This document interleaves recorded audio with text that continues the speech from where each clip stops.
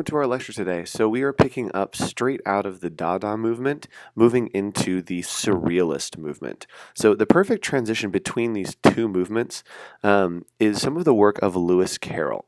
So remember when we talked about the Dada movement, we talked about being about kind of shock and protest and nonsense. And moving into Surrealism, it's really looking at kind of a fantasy world. And so I wanted to read this poem by Lewis Carroll called The Jabberwocky. And keep in mind the things that we were talking about with Dada. It was all about what things sounded like. It was all about creating this kind of world that didn't exist that people could now be a part of. "'Twas brillig and the slithy toves did gyre and gimble in the wave. All mimsy were the borogoves, and the mome wrath outgrave. Beware the jabberwock, my son, the jaws that bite, the claws that catch. Beware the jubjub bird, and shun the frimulous bandersnatch. He took his vorpal sword in hand, long time the mansko foam he fought. So rested he by the tumtum tree, and stood a while in thought. And as if uffish thought he stood, the jabberwock, the eyes of flame, came whiffling through the tugly wood, and burbled as he came. 1, 2, 1, 2, and through. The vorpal blade went snicker snack. He left it dead, and with its head he went galumphing back.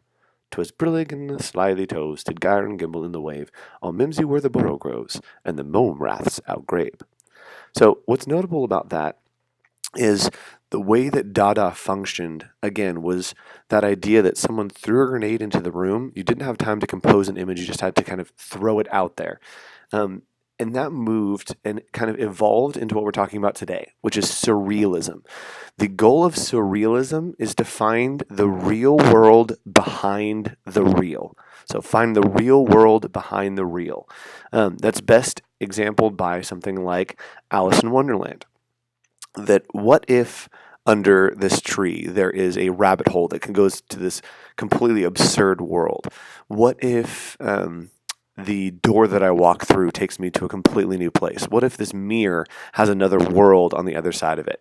Surrealism was all about finding a fantasy world and finding the real world behind the real world. So the Surrealist movement was born in Paris in the mid-19s, and unlike Dada, which was very, very individualistic, you kind of just did whatever you wanted, Surrealism was a group-proclaimed movement. It was something that people were working on together. The Surrealist Manifesto was published in October of 1924, and it focused on the belief of truth beyond realism, that there was something more than what the camera could capture, than what was in front of us, that we could kind of create these worlds that no one else could see. It really advocated the transformation of the human perception and experience through a greater experience of the inner world of imagination. So it was no longer about experiencing the world around us. It was about creating a world that we could experience with our imaginations.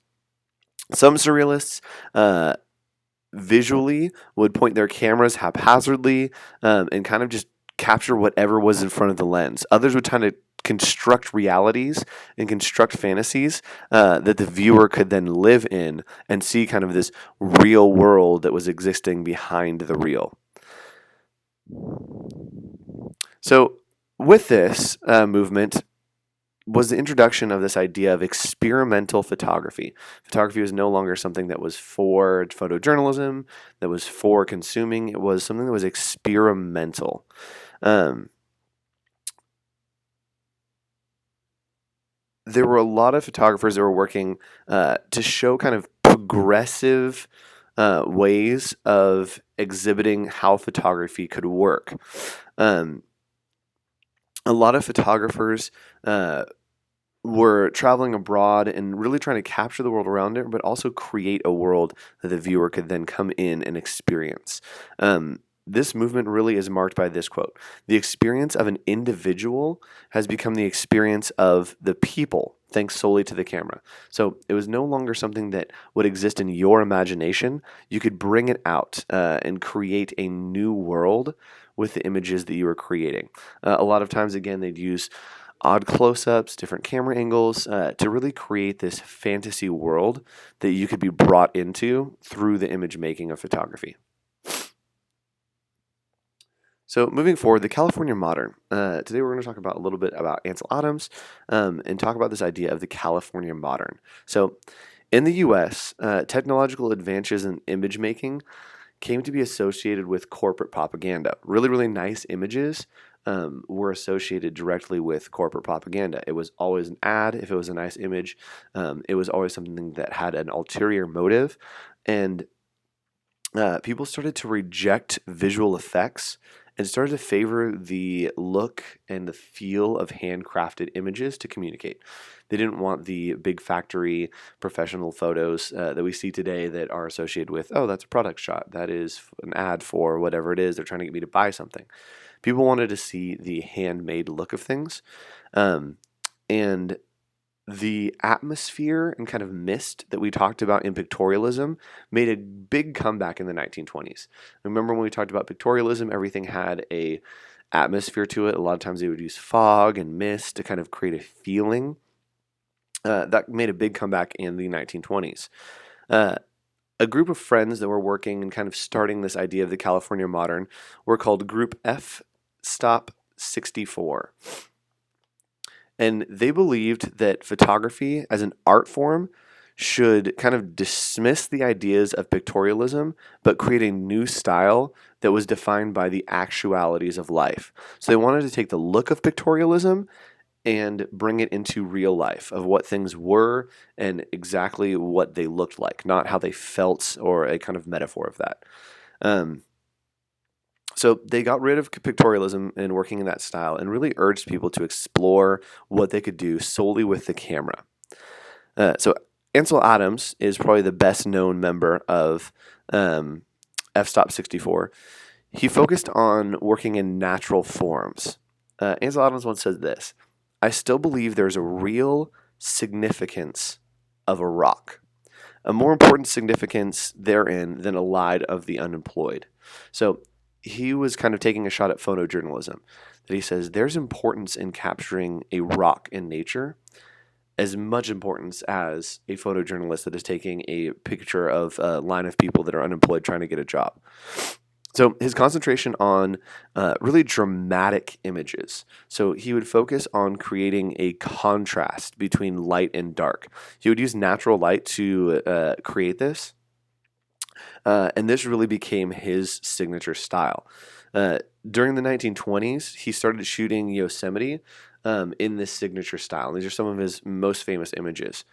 He invented a zone system in photography because he was shooting all in black and white and using that contrasting, very tonal look.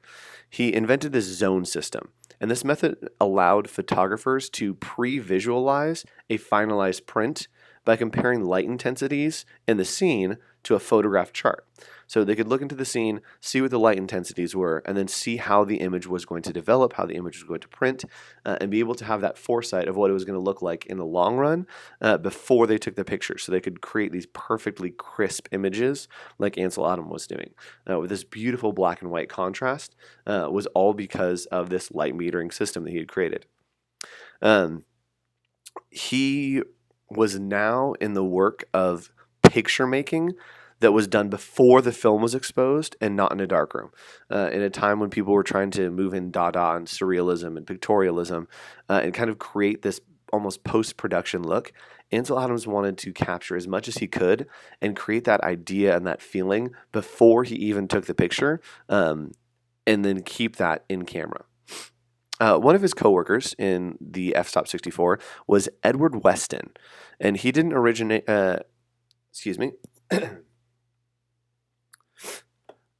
He too was working and kind of created this idea that the finished print is pre-visioned on the ground while it's focusing. The shutter release fixes the image forever in whatever these values and forms are. So he was a firm believer that before you take the picture, you should have your final composition. There should be no post-production. You should know that when you're taking this picture, this is exactly how it's going to look and exactly what the tones are going to be. And then you push the button and you have the picture. Like Adams, Weston had kind of joined the group f-stop 64 and really became an established photographer. In Mexico, Weston made this notorious image that you're seeing on your screen. It's known as excusado. And this toilet really, really shows Weston's style. He would work in extreme close ups with sharply detailed approach, but he'd want to capture this in everyday objects, such as seashells and vegetables, and as you see here, a toilet. And he would prevision what the tonal qualities would be before he took that picture using the light metering system, and then be able to compose this image. He also took a series of photographs of peppers. He wanted these peppers to look like people, or he wanted people to look like the peppers. So he created these very, very jarring, very, very surrealist images of peppers, and then would pose people to kind of be in the same position, same image of the peppers. And this is a great, great example of surrealism, the real world behind the real. What if this pepper was actually a person? What would it look like if this happened? What would it look like if this was actually that? It's all about creating a fantasy world of the unexpected.